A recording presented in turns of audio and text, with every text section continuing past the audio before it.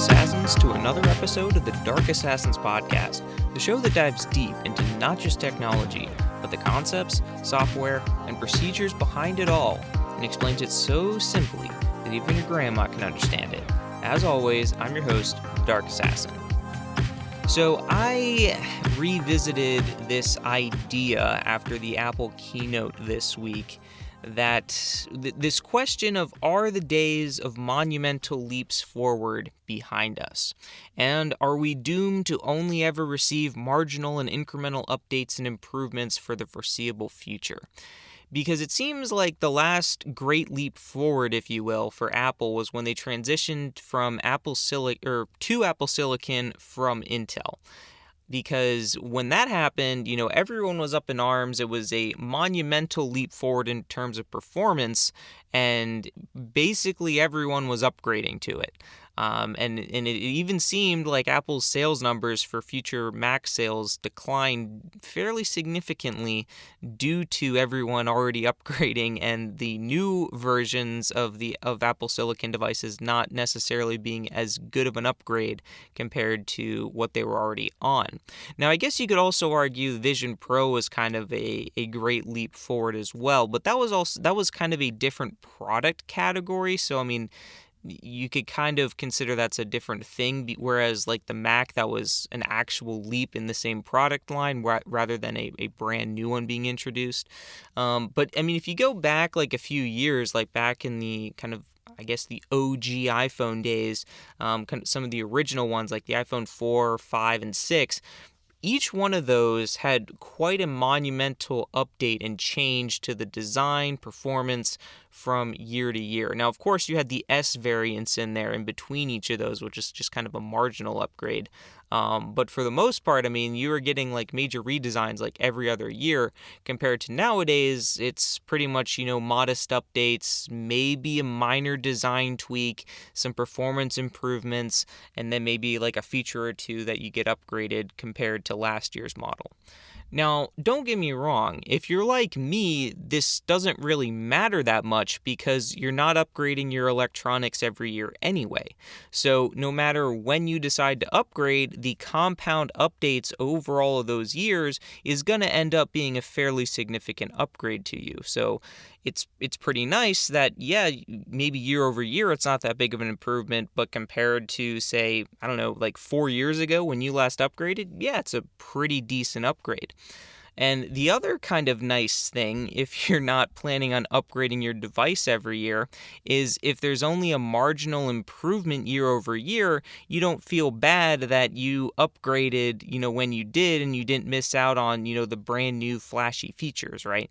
Whereas, before, if you say upgraded to, the 5S, and then the next year the 6 comes out, which is a completely redesigned phone, you might be like, man, I really wish I just waited one more year and would have gotten, the completely new design and all that stuff. But it's not just an Apple thing in regards to hardware, because it's also a software thing too, and software has kind of been trending this way as well, where there really isn't major updates coming to software anymore. I mean, if you take a look at Windows, for instance, since Windows 8, what has really changed? I mean, honestly, granted, Windows 8 had that abomination that was that start tile menu thing when they were trying to like work in like tablets and touch and all that jazz. But aside from that, if you look specifically at the desktop, you'll find very minimal changes between Windows 8 and Windows 10. And even Windows 11, if you peel back a little bit under the hood from the reskin of the UI, it's basically just Windows 10. So there really hasn't been a lot of movements there. And if you look into things like, Adobe and other software, providers that are, pushing software updates through subscriptions, if you're doing a subscription model with software, you really have no there's really no push for you to have, these monumental and big and great leaps forward, because you don't have to convince users to upgrade their software because they're already paying you a monthly fee in order to use the software. Because back in the day, how it would work is you would pay for a license for the piece of software, you would register it, and then you'd be able to use that software till the end of time, right? You could use it for as long as you wanted. There was no expiration. There was no continued payment, none of that. The only way that you would pay the company more money is if you wanted to upgrade to the newest version of their software, which you did not have to do. It was just kind of an option that was there for you. So back then, the software manufacturers really had to, pack in as many features as they could into the newer versions of software to not only convince new users to buy it, but also existing users to upgrade. But with the subscription model, that incentive is basically gone, because you already have a recurring user base that's just going to keep giving you money regardless. So you really only have to attract in the newcomers, which you can already use features that you already have in the software in order to do that. But it's not just, hardware and software that falls into this, but cars actually also fall into this category too of not having massive leaps forward, albeit for slightly different reasons. Because personally, I'd argue it's a lot more understandable for cars not to upgrade that often, because unless you're leasing your cars, you're owning your car on average for 12 and a half years based on a 2023 survey. Now, granted, cars are significantly more expensive than phones, but they also last a lot longer too. So it makes sense that car companies aren't doing complete redesigns every other year, when the only kind of full redesign that they usually do, at least in recent years, is when they change an existing model of car to an electric car. And usually, otherwise, the change is usually like maybe a minor change to the styling, like every 4 or 5 years or something like that. I mean, if you look at Tesla, for instance, the Model S that came out in 2012, I believe, is virtually identical, at least on the outside, compared to a brand new one. Now, while this isn't a car-related podcast per se, if you'll indulge me for a moment, I do want to briefly touch on a common rebuttal that I've heard as to why people own their cars for so much longer nowadays, and that's because of how much more expensive new cars are compared to what they were back in the day. Which, granted, if you're looking specifically at the average prices for a new car, then yes, they have gone up quite significantly in recent years, since according to Kelley Blue Book, the average price for a new vehicle is just shy of $49,000 in the U.S. As of 2023. So compared to 2012, the average price for a new car was around $30,000. So you're looking at close to a $20,000 difference. Now, even if you factor in inflation into that mix, there's still an $8,000 difference between the 2012 price and the 2023 price. So the reason for this increase is for a variety of reasons. There's a lot more to it than, car manufacturers are greedy scumbags and they're just trying to jack up the rates. Because if you look at, the rise of people buying electric vehicles, for instance, electric vehicles compared to their gas counterparts are more often than not significantly more expensive, for one thing. And the other thing impacting price increases are due to things like a lot more technology in cars nowadays. More cars being hybrids or offering hybrid models, the improved and advanced safety features that are coming in all these cars and all that jazz. In addition, a lot more of these things like all the tech and the safety features are becoming standard now, which as before they were thousands of dollars in upgrades, right? So whereas, like 5-6 years ago, if you wanted, Apple CarPlay or Android Auto, you're probably looking at least $1,000, if not multiple thousands of dollars for like an infotainment system upgrade in order to get that, whereas nowadays that's basically standard on every single car. Same thing with all the safety features, right? Like back, I don't know, like 4 or 5 years ago, maybe a little more than that, some of the safety features, like, the accident avoidance, the lane departure stuff, the blind spot monitoring, all that kind of thing, those were like thousands of dollars in upgrades in order to get those safety features, where on a lot of cars nowadays, it's a standard feature. So it's kind of, if you look back to the iPhone 15 Pro Max, right? The iPhone 15 Pro Max got a price increase of $100. But it also got 256 gigs of storage standard, which the previous version of the iPhone 15 or iPhone Pro Max, the iPhone 14 Pro Max, if you wanted 256 gigs of storage, that was a $200 upgrade. So technically speaking, the new phone was really $100 cheaper if you factor in how much it would have costed you in order to, get the same spec, right? Now, we can argue till the cows come home that Apple's, RAM and storage prices are outrageous, but that's not really the point here.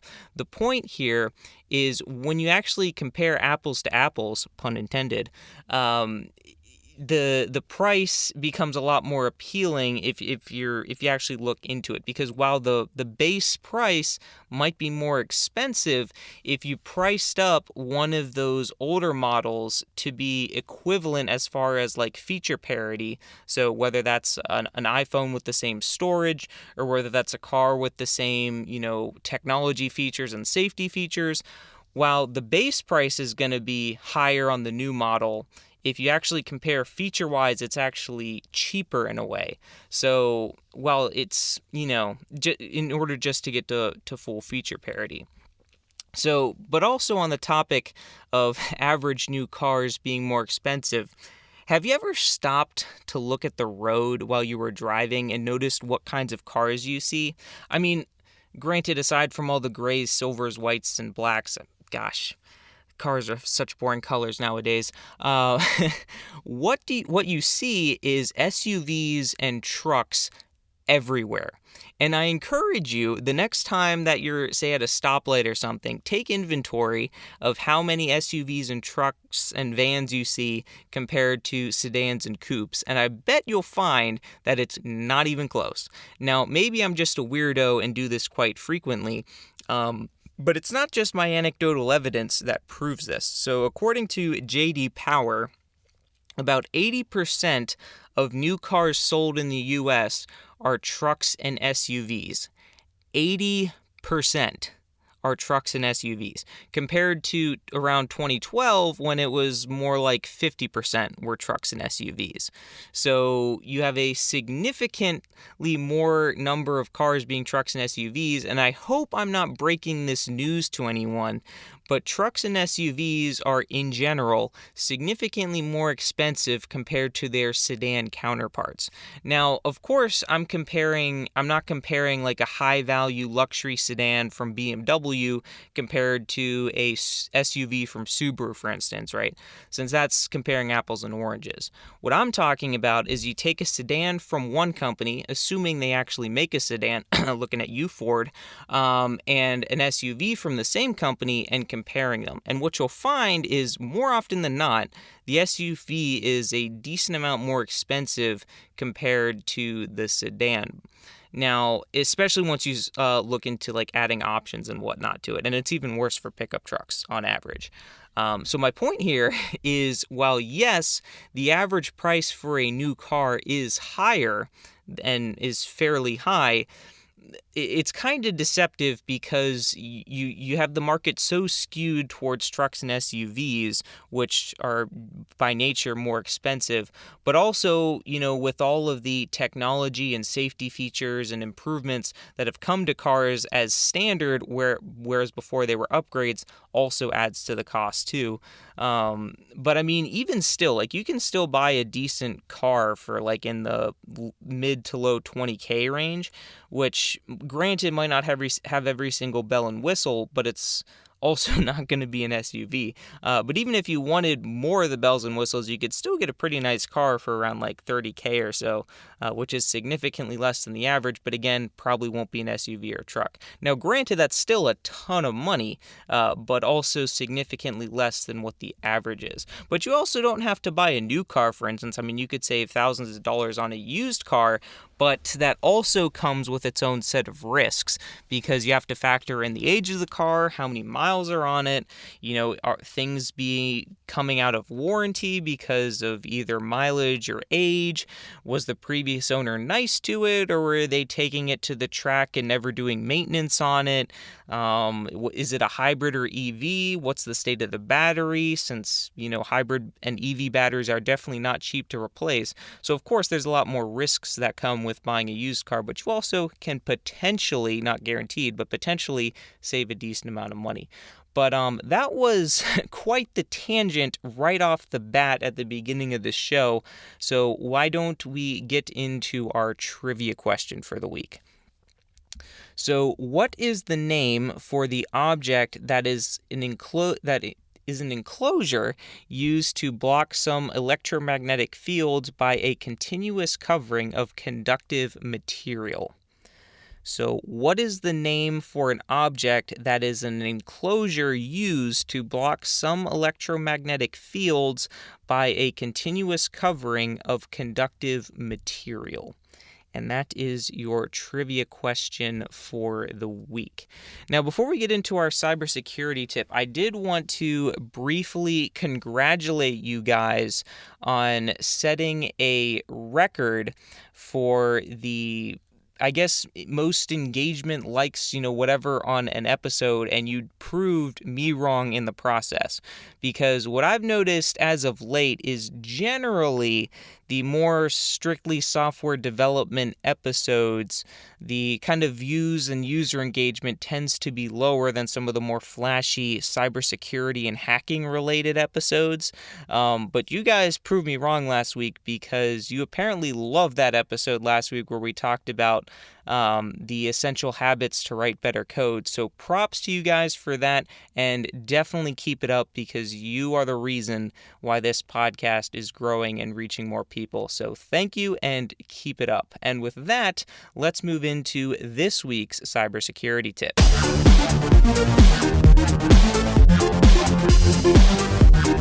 So this week's cybersecurity tip is to monitor your API keys or API tokens like you would your passwords. So you should be treating all of your API keys and tokens like you would any of your passwords, private keys, SSH keys, and the like for encryption. And by that, I mean don't be putting them in version control and monitor them closely to ensure that they don't get leaked somehow. Now, I guess we should take a step back for a second and kind of dive into what an API key or API token is. So an API key or an API token is essentially a way that you can authenticate yourself to a server when you're requesting to use its API or application programming interface. So when you're using an API key, you basically are telling the server with that key what you're allowed to access, so the server knows whether or not to accept or deny your request, and also can identify who you are. And the reason why the server identifying who you are is important is, again, for that kind of authorization aspect, number one.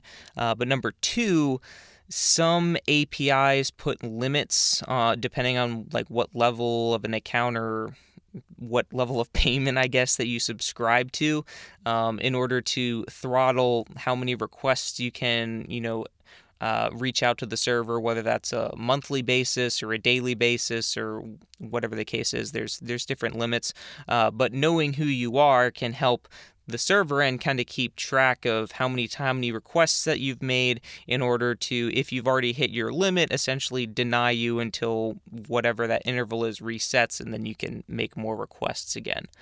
But the thing why API keys are also, you need to keep them safe, is because they also give you permissions for things, right? Like, because they allow you to perform actions using the API, you can do things like make requests to the server to get information, push data to the server. There's a lot of stuff you can do with them. So you also want to be ensuring that you're applying the principle of least privilege and giving the keys only the permissions that they need in order to perform their function. So for instance, if you are just using an API key to query a website's API in order to pull data down, you obviously don't need to give it access to be able to write or send data to the server because it's not going to fit that use case. So basically, don't be doing what you might be inclined to do and just give the API key access to everything, because if you give it access to everything, and it falls into the wrong hands, now that threat actor has access to everything, which is not ideal. So make sure you monitor and keep track of your API keys. Don't let them fall into version control, and protect them like you would your passwords. And that is your cybersecurity tip for the week. Now, we got a decent amount more stuff to touch on, revisiting that conversation about the Great Leap Forward and the Apple event. So with that, let's move right on into what nerdy stuff have I been up to this week. So you guys know that I am a pretty big fan and advocate for data privacy and sovereignty over your data. And essentially what that means is I don't think that companies should be harvesting your data, and I like the idea of being the one in control of knowing where my data is and knowing it's not being used for nefarious purposes. So I wanted to play around with AI music generation, but after kind of doing some research online, pretty much all the players in the game seem to just, be AI. You know the standard AI thing, right? These days, just a data harvesting thing where they're just going to harvest my data and my queries. And I decided that because I'm a home labber, I was going to be a good home labber and do it the correct way, in my opinion, and self-host my own.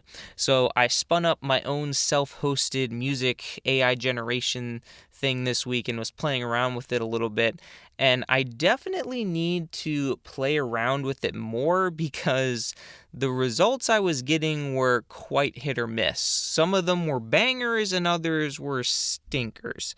The only caveat, though, with at least the version that I was running, I was using AudioCraft's Music Gen, is it only does melodies. It doesn't do lyrics at all, which I guess kind of makes sense for like copyright reasons and whatnot. Because even if you specifically call out in the prompt with lyrics, like, I don't know, a hit song with lyrics about a computer or something, right? Like, it wouldn't actually give you lyrics. It would just kind of give you the melody. But speaking of kind of what I'm talking about here is an example of one of the things that I thought was decent that the AI generated.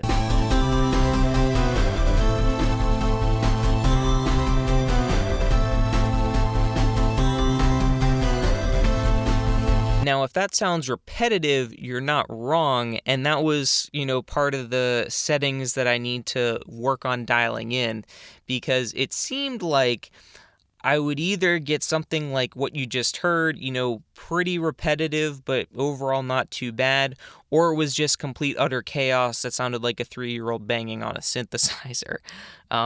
So there's definitely a lot more work that needs to go into it, but the ideas, to me, it seems pretty cool, and I can think of a couple use cases of where I might potentially try to use it. I think one pretty decent use case that I'm thinking about trying to incorporate it in is with my video game, for like some of the background music for the game might be a pretty solid use case. We'll see how things go, of course. But yeah, that was one thing I did. The other thing, kind of back to, I guess, but more home lab related, which I guess the AI music generation self-hosting was also pretty home lab related, was setting up a new dashboard in Grafana in order to track metrics from my Proxmox cluster, which, to be honest, if you're surprised that I haven't done that already, I'm honestly surprised too that it took me this long in order to set that up, because I've been using Proxmox for I don't know how many years now, and I've also had Grafana set up for at least a few years as well, yet I never married the two together, which kind of seems like an oversight on my part, but with this setup, it's pretty cool because I have an entire dashboard now where I can track things like the total memory usage and the CPU usage of the cluster and each individual server. I can track memory and CPU usage of each VM as well as the status if it's up or down. I can track the network and disk input-output operations for each VM too, and I can track, the total storage for each of the servers and see how much is remaining. So some pretty cool stuff, if you ask me. It's kind of nice to have that all in one place. I mean, before, if I wanted to see all that, I would just have to log into the Proxmox web console, which wasn't bad by any means. It's not a bad interface, but the nice thing about this is it gives all the status of all the VMs and all their CPU and memory utilization all right there, so I don't have to click into each one to see those stats, along with being able to also see the stats for the actual hypervisors themselves right alongside that. So I think it's really cool. So yeah, those were some of the nerdy things that I got up to this week. Now, I wanted to briefly kind of go through this Apple event that happened, and then this will kind of segue us back into the discussion of if the Great Leap Forwards are truly dead. So you'll definitely want to stick around for that. So starting things off was the Apple Watch Series 10. Now, it got a marginally larger display and a slightly slimmer case, but mostly the design is about the same. As far as that larger display, it's now 42 and 46 millimeters respectively, compared to the Series 9, which was 40 and 44 millimeters respectively, so slightly bigger. It also got a new wide-angle OLED display that Apple talked about, which it was supposed to improve the viewing angles on the watch. So according to Apple, it'll allow you to have 40% greater brightness when viewing at angles, which in theory, because of this improved brightness at viewing angles, you can lower the overall brightness of the display in order to save battery life. And they also updated the refresh rate of the screen, so when in standby mode, so now refreshes once a second rather than once a minute. So when you have it in sleep mode, you can actually have a real-time second hand now, which is pretty cool. It also got the new S10 system in package, I think is what it's referred to, the SIP. It's got a dual-core chip with a 4-core neural engine. It now has a titanium version, which replaces the previous stainless steel version, and Apple is claiming that it can charge up to 80% in 30 minutes, which is quite impressive, especially when all of the health-related features for the Apple Watch. You definitely want to be, if you're using it for that reason, you of course want to have it on as much as possible, so that super fast charge time is definitely very beneficial, especially if you want to throw it on the charger real quick to get a significant amount of charge before you go to bed. That will be very beneficial. So it also got a brand new sleep apnea detection, which apparently is also coming to the Series 9 and Ultra 2 as well. Now, it won't diagnose sleep apnea, obviously, but if it detects it, what it'll do is it'll kind of send you a notification that it might be something you want to have a further discussion with your doctor about and potentially, seek some further testing in. So that's pretty cool. And it also now has the ability to play music and podcasts from the Apple Watch speaker, and also has a water temperature sensor as well as a new Tides app. So the starting price is the same at $399, and like most of the things on this list is available for pre-orders now, and you'll get it, I believe, by next Friday, or I guess this Friday, the 20th. As far as the Apple Watch SE, no changes on that one. The Ultra 2, not really any changes here either.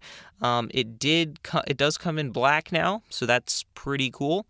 Not sure if you can necessarily call it an update, but it comes in black now.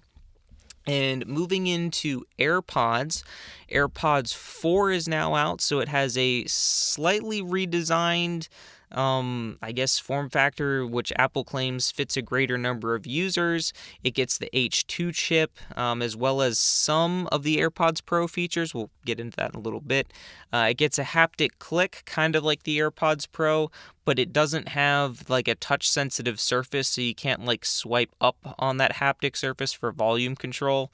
And there's two models. There's a 129 version and a 179 version, dollars wise. The latter having active noise cancellation and a wireless charging case with a speaker on it for Find My. The 129 version is just kind of your standard AirPods. AirPods Max got an update. It got USB-C and new colors. Yep, that was it. No design change, no chip change to the H2 chip, no case change, no on-off button, no improvements to sound quality, no improvements to noise cancellation or transparency, just USB-C and new colors. Cool. But it does still cost $549 though, so that's cool. AirPods Pro, there was no new hardware, but they did announce a couple of software changes coming in a firmware update, specifically enhanced hearing protection, and Apple's also seeking FDA approval to be able to use AirPods Pro as a clinical grade hearing aids device. So that would be pretty cool if they're able to get that approved. And now moving into the iPhones, first I wanted to touch on the new chips.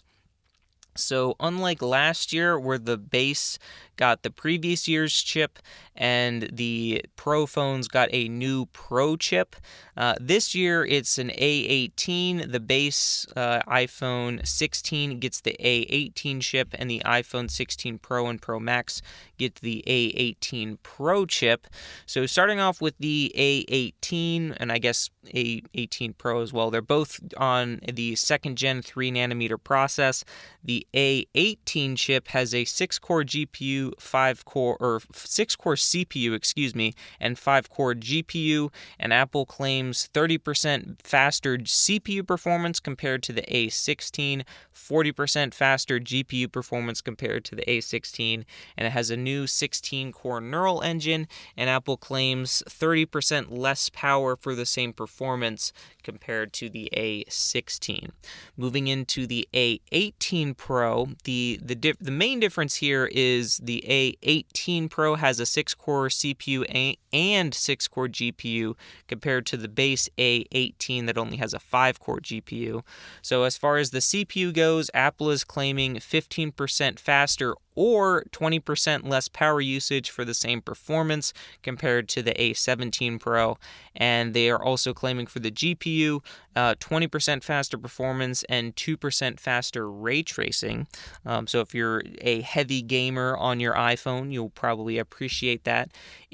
Here's kind of the crazy part. In benchmarks, the A18 Pro is comparable to the M1 in terms of multi-core performance, which is kind of insane because at the beginning of this episode, we touched on how much of a leap forward the M1 was in terms of processing power.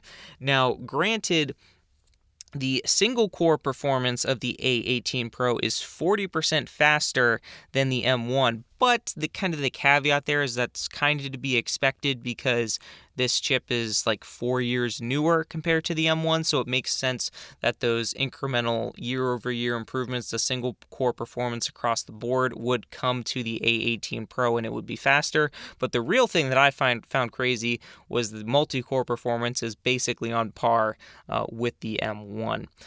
In addition to that, the A18 Pro also gets a new machine learning accelerators and new neural engine, which Apple claims Apple Intelligence will run 15% faster than the iPhone 15 Pro with the A17 Pro.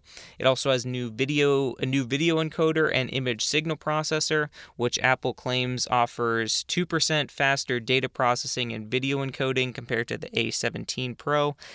And it also has an updated display engine to better handle ProMotion and the always-on display. It also now supports faster USB 3 speeds, which when I heard this, I was kind of wondering what they meant because USB 3 is just a standard, but my assumption here is they're using a different variation of USB 3, so how there's like USB 3.2, but there's also USB 3.2 Gen 2, but they're still technically USB 3 but have different speeds. My assumption is that's basically what they're going with here. They also have a ProRes video recording, specifically in hardware. And the really cool thing about all these, hardware accelerated features is it makes for fantastic battery life, because if you have a dedicated hardware device to perform these tasks, it's almost always will smoke any kind of brute forcing that you try to do on a CPU, both in terms of performance and efficiency. So all these kind of dedicated hardware accelerators within the A18 itself is definitely fantastic for both performance and efficiency. So getting into the iPhones themselves, all of the models this year, so the 16, the 16 Plus, 16 Pro, and 16 Pro Max, all support Apple Intelligence, and all models get 8 gigs of RAM standard, which allegedly this is the reason why the base iPhone 15 wasn't able to support Apple Intelligence, because it didn't have 8 gigs of RAM and it only had 6 gigs, where the 15 Pros came with the A17 Pro, which had 8 gigs of RAM. So apparently that was the kind of the reason behind why only the Pro phones last year end up getting the new Apple Intelligence features. So also, across the board with the phones, there's improved battery technology, and of course with the chip upgrade, Apple is claiming a significant improvement to battery life. What's interesting here is all of the iPhones this year get the new camera control button. It's not a strictly 16 Pro only feature. So this camera control button has a force detection and haptic feedback. So the base functionality is you press the button once to open the camera, and then you press it again to take a picture. But you can also press the button with like differing levels of pressure to get different actions. So one of these actions was kind of reminiscent of the older digital cameras, where you had like the button to take the picture, and then like around the button there was kind of that crown that you could either pull one way or push the other way to kind of zoom in and zoom out. So kind of a similar thing here, where if you apply a little bit of pressure, you can kind of swipe one way to zoom in and swipe the other way to zoom out. Pretty cool. Another allows you to switch between the different camera settings. Holding down the button and pointing it at an object and pressing it again will bring up a Siri environment to give you kind of context of what you're pointing at. So for instance, if you were, of course, using Apple Intelligence, of course, so whether you were pointing at like a restaurant, a concert poster, or like a dog, it could give you kind of insight into what that is, what the restaurant is, kind of information about the restaurant, what kind of breed of dog it is, that kind of thing. Of course, this is whenever that feature comes out with Apple Intelligence, because it's not going to come out when the phones come out initially, so I guess TBD on that. As far as the cameras go, they now have a macro photography support and advanced wind noise reduction. And the one kind of cool thing about this, they have a new selective voice isolation. So essentially what that is when you're recording video, you can choose to either add or subtract kind of the background audio that comes through when you're recording video. So pretty cool. So if you're kind of in like a restaurant or something, and you wanted to take a video, you could tone down like how much of that background audio gets in to really focus on whatever people you were talking with and wanting to record. And you can also apply tone mapping on the fly, or not on the fly, after you take the video, which before you were only able to do kind of on the fly, like during the actual photo taking itself. Now getting into the specifics of each one, starting with the 16 and the 16 Plus, it has a new camera layout now, so the cameras are now stacked on top of each other rather than diagonally. If you remember what the cameras looked like on the iPhone 10 and the 10s, it's a very similar style to that, except the cameras are bigger and they're not like all in kind of one big oval. They're kind of still two separate circles, but kind of reminiscent reminiscent of that. And because of this, the base 16, so the 16 and the 16 Plus, are now able to shoot spatial videos and photos for the Vision Pro, so that's pretty cool. The action button that was previously only on the Pro models now comes down to the iPhone 16s. They get last year's Pro's 48 megapixel main camera, and it still has a 60 hertz refresh rate, in case you were wondering. And as far as pricing goes, the base model is still $799 and the Plus is still $899. As far as the iPhone 16 Pro models, the screen sizes are slightly larger, 6.3 and 6.9 inches respectively, compared to the 6.1 and the 6.7 inches of the previous 15 Pros, while basically keeping the same footprint. I think the footprint is slightly large, like ever so slightly larger, but the screen increase is mainly due to a bezel shrink. They also added a graphite coating to the substructure of the phone to, according to Apple, give a 20% more sustained performance due to the improved heat dissipation. You can now record in 4K 120 frames per second video, so that's pretty cool. And the ultra-wide camera is now 48 megapixels. And the prices are the same as last year. The Pro starts at $999 and the Pro Max starts at $1199. And the Pro gets 120 gigs base, whereas the Pro Max gets to 56 gigs base. So if you heard all of that and you were thinking, overall, this kind of seems like a minor update compared to last year, you're not wrong. Because this takes us back to that question that I posed in the beginning of the episode, which is kind of what got me thinking about it, which is, will we ever see another great leap forward again?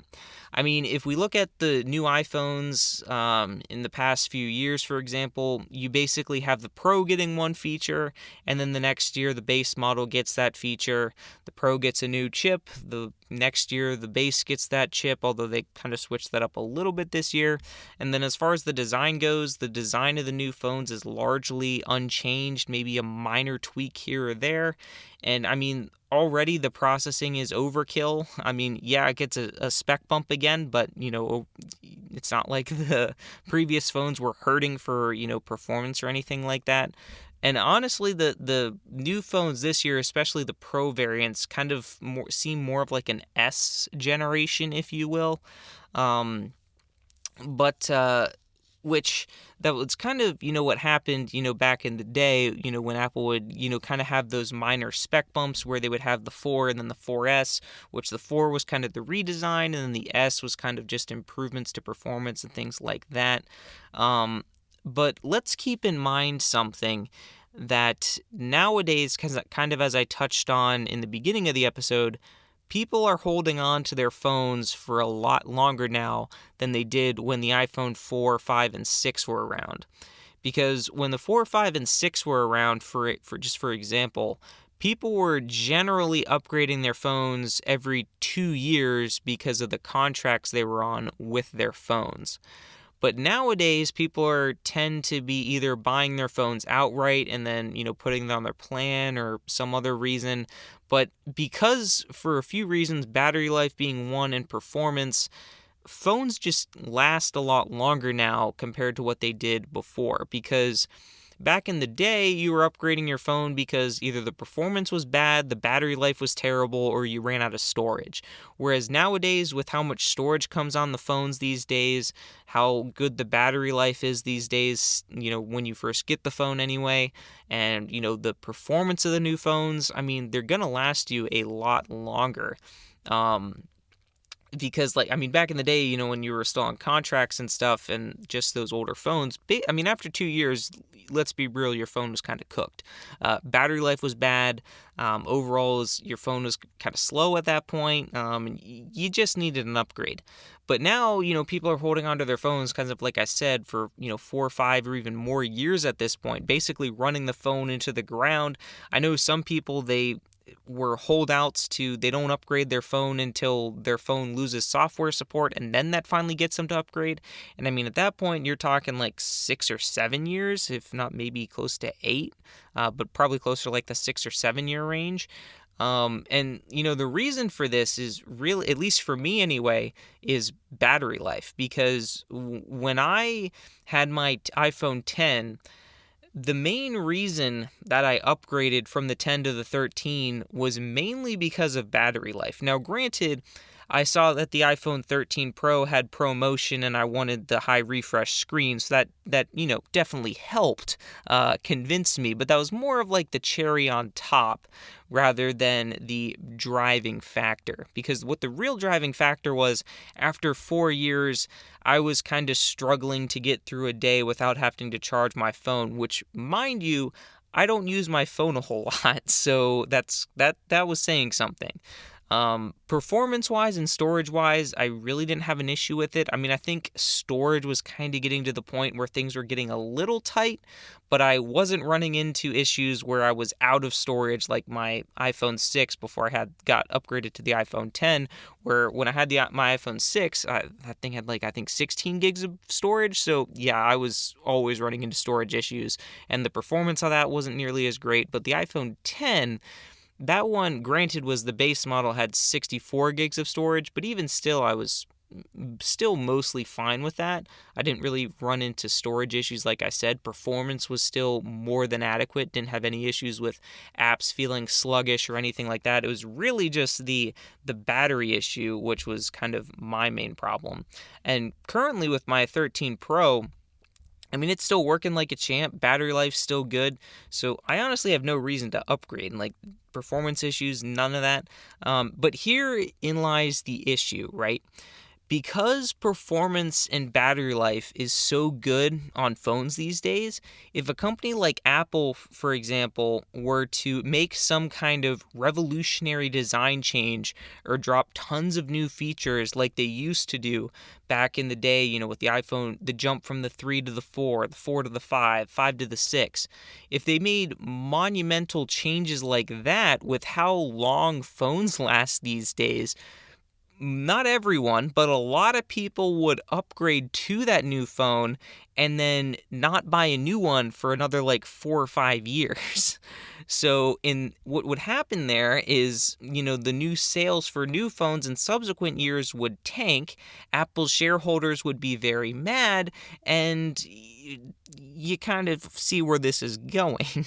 So unless they kind of pumped out banger after banger, year after year, revolutionary design change and banging features year after year, you're not going to be able to sustain that massive, upgrade of people, all buying the new phone. And to be honest, you're just going to be completely burnt out at that point. Both your developers, your designers, everyone's just going to be burned out, having to redesign the phone every year, implement tons and tons of new flashy features. I mean, everyone's just going to be burned out. It's not sustainable, which is kind of why they've kind of switched their business model, if you will, to kind of, maybe tweaking a minor design change here, maybe a minor tweak there, adding a feature here, a feature there, and overall just making minor incremental upgrades. So in order to convince, the 3+ year old holdouts in order to upgrade to the new phone. Because let's be honest, if you bought a 15 Pro and you're looking at the 16 Pro, you're like, well, there's really not much of a difference to justify me spending an extra $1,000+ on this thing when the one I currently have is pretty much the same. And you would be right. But it gets even, but going back to software now, kind of transitioning a little bit, it gets even worse with software because, as we touched on in the beginning, unlike a phone or a car, which is a product that you buy and upgrade over time, software isn't like that. It's not like it used to be, right? Granted, that's how it used to be, rather, where you would, buy the license for the piece of software like Photoshop, for instance, and then you could use that for as long as you wanted to.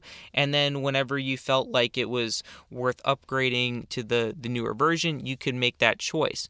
Because back in the day, if you bought a program like Photoshop, you would pay Adobe that one-time fee and you would get that software and be able to use it as long as you wanted to.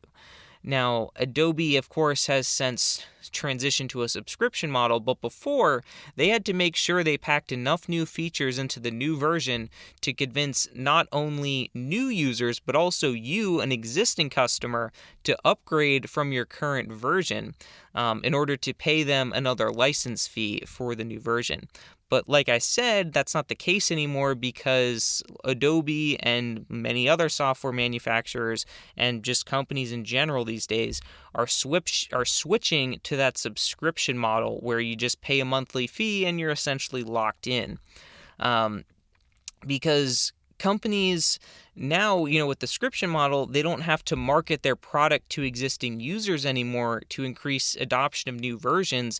They only have to try to market to new users because their current users are already locked in. So they don't need to worry about, making a ton of flashy new features to attract existing users in order to upgrade to the newest one. They're just going to be, paying that subscription, month after month, year after year. So because they don't have to convince current users, they only have to focus on the new users, and they don't necessarily have to develop new flashy features since they can just pull from features they've already developed to market to those new users. So that's kind of one of the reasons why, that it's kind of, there's no real incentive, right, to add a bunch of new flashy features since you can just market your old ones to try to get new customers since you don't have to worry about trying to convince existing users to upgrade since they're just going to be paying the subscription regardless. Which in a way is kind of genius in a sense because I think is one of the reasons why so many companies are transitioning to the subscription model is because of that guaranteed income month after month, year over year that you're getting, because you in a way can stealthily get more money from users by having them pay a subscription compared to them buying it outright. Now, personally, I'm a buy once, cry once kind of guy, but I mean, I guess to each their own because, yeah, sure, the monthly fee might not sound bad. Maybe it's only $10 a month or something like that, but you compound that over, 12 months in the year, you compound that year over year, you can see, I mean, it just takes some elementary school math to see after a couple years your bill to use the software is quite alarming, which you can't end your subscription because if you end your subscription, then you can't use the software anymore. Which for companies that want stable income and stable projections in the future to show growth to shareholders, it's kind of a no-brainer that they pick the subscription model. And I mean, I'm not saying I agree with this methodology because as I kind of, already touched on, I'm not a fan of subscriptions and quite honestly, I despise them. And like I said, I'm a buy once, cry once kind of guy. I'd rather spend a lot of money on something I know I'm going to use and not have to worry about paying a monthly subscription and, just having that constant cost add up, right?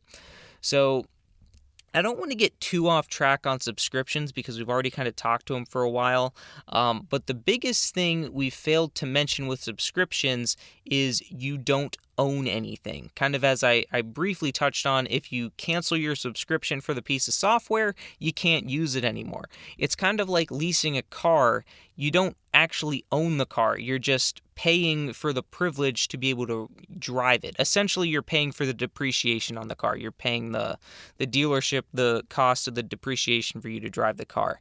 Now, of course, if your lease ends and you end up buying the car, that's a little bit different, but we're assuming that once your lease ends, you no longer have the ability to drive that car. Same thing with subscriptions.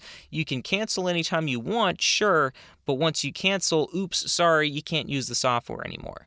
Now, like I've touched on many times already today, back in the day, once you bought the license, you could use that software as long as you wanted to. And it's a similar kind of idea with the media platforms now. So, you can think of your Spotify, Apple Music, Netflix, Netflix, Disney Plus, HBO, all of those. You don't own any of those songs, movies, or TV shows. You just pay for the right to be able to view them. But the problem is, whenever there's a contract change or the platform, for whatever reason, decides to remove your favorite show or movie, tough luck, pal. Because if you remember, like a couple years ago, one of the big things with Netflix was Netflix had The Office.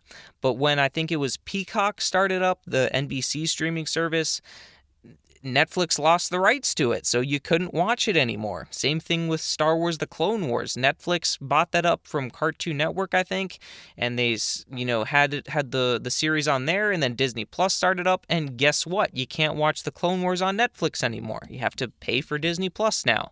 So even if you pay for the subscription, you're not even guaranteed to have access to the media that in some cases you were promised.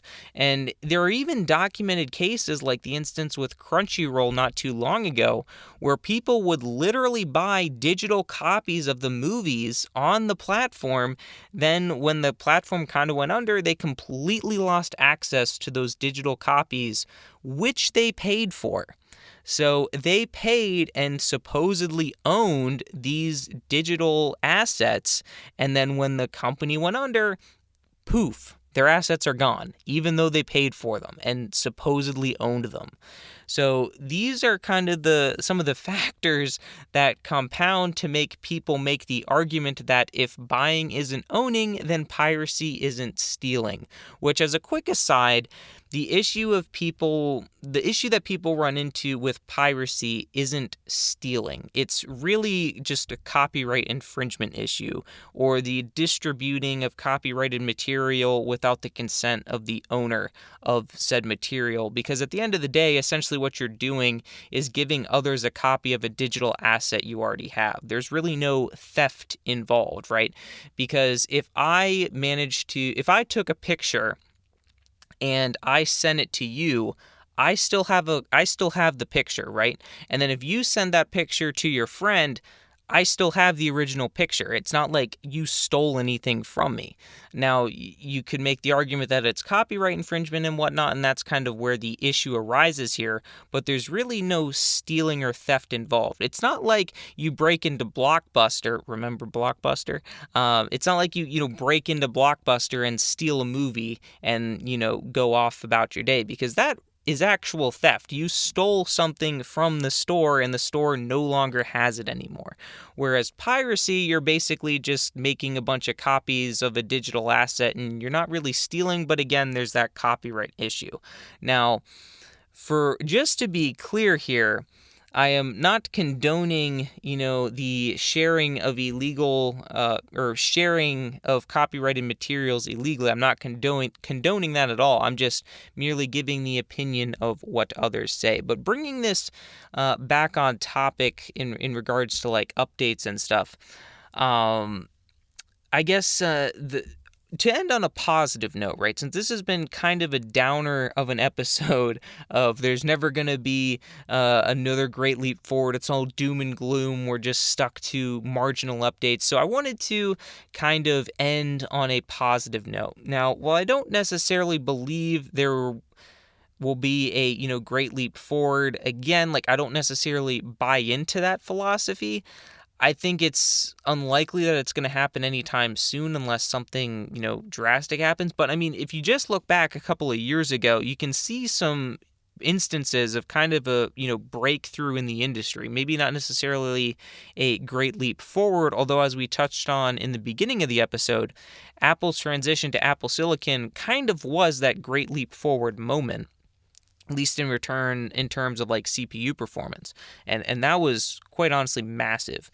But even still, I mean, even if you aren't necessarily going to see that great leap forward, with all the competition nowadays in both the CPU and the GPU space between Intel, AMD, Apple, Google, Qualcomm, all the other CPU manufacturers, and in the GPU space as well with like AMD, Nvidia, now Intel getting into the game, and then Apple as well with their integrated GPUs, I mean, we're going to see constant improvements year over year. Now, while it might not necessarily be the biggest groundbreaking improvements ever, if again you're like normal people and only are upgrading your electronics, every 5 to 7 years, like in terms of computer components, or maybe even longer than that, those upgrades are really going to compound pretty quickly, especially, getting those pretty frequent 15-20% increases year over year because of the competition. We're kind of out of the days of Intel in like the mid 2000s, where Intel was barely doing anything in terms of CPU performance, which is why if you looked at like older Macs back in the day, they pretty much all performed the same. So it really didn't matter which Retina MacBook Pro you got, because they basically were all the same. But that's not the case anymore. So that is a positive to see, even if it's not necessarily a great leap forward every single year. But, kind of also touching on the, breaking into new markets, because I think this is probably where we're most likely to see the new kind of great leap forwards, if you will, even though it's not necessarily like within the same product line. I mean, if you look at, folding phones, that, was a fairly recent thing, that was kind of a big shakeup in the industry, and now kind of everyone's getting on board, aside from Apple. But, this kind of brand new form factor for phones is kind of sort of revolutionary, pretty cool technology, fantastic for things like multitasking, but also VR as well. And now granted, VR has been around for about a decade, maybe a little bit more than that. I guess you could even trace it as far back, I think, as like Nintendo had the Virtual Boy like way back in the day. So I mean, the idea and concept of VR has been around for a while, but it's really kind of picked up, at least in recent years, as technology's kind of really improved, and has made some pretty big leaps, right? Especially with Apple finally getting on board with the Vision Pro, bringing the totally new way to interact with games and content and the world around us is a fairly sizable leap forward. So it'll be very interesting to see what kind of leaps come in the VR space as the technology continues to improve, as processors continue to improve, and as cheesy as it is to say these days, as AI continues to improve to enhance some of those capabilities of virtual reality. But another area where I think they're like looking forward into the future, one area that I think is going to have a significant leap forward sometime off in the future is quantum computing. Since while quantum computing is still very much still in its infancy, once it makes its way into the mainstream, that will be a fairly significant leap forward in terms of what software is going to be capable of and be able to do. Because if you've listened to some of the episodes we've done in the past, we've talked about quantum computing a couple of times, usually how it relates to cybersecurity and how it's going to break certain kinds of public key encryption, mainly because how the efficiency of quantum computing and how it can essentially brute force some of those prime number calculations that go into the security of current public key encryption schemes, because currently it's basically computationally impossible to break current encryption schemes like RSA, but you throw that into a quantum computer, there's already an algorithm that can crack it. It's just a matter of quantum computing coming up to speed and maturing over the next few years in order for that to become reality, which is why there's been such a push the past few years for quantum resistant algorithms. So when quantum computing does make it to the mainstream, we still have encryption and our data can still be safe. So I don't want to necessarily rule out the possibility that there's going to be a breakthrough somewhere that will completely revolutionize the industry, since as we kind of touched on for the past few minutes here, there have already been documented cases where that's kind of already happened. But the other thing too is some of the times when you have these big breakthrough moments, if you will, these great leaps forward, they tend to kind of come out of nowhere because they're kept under wraps so much before they get announced, because companies don't want people knowing about this big thing that they're brewing up.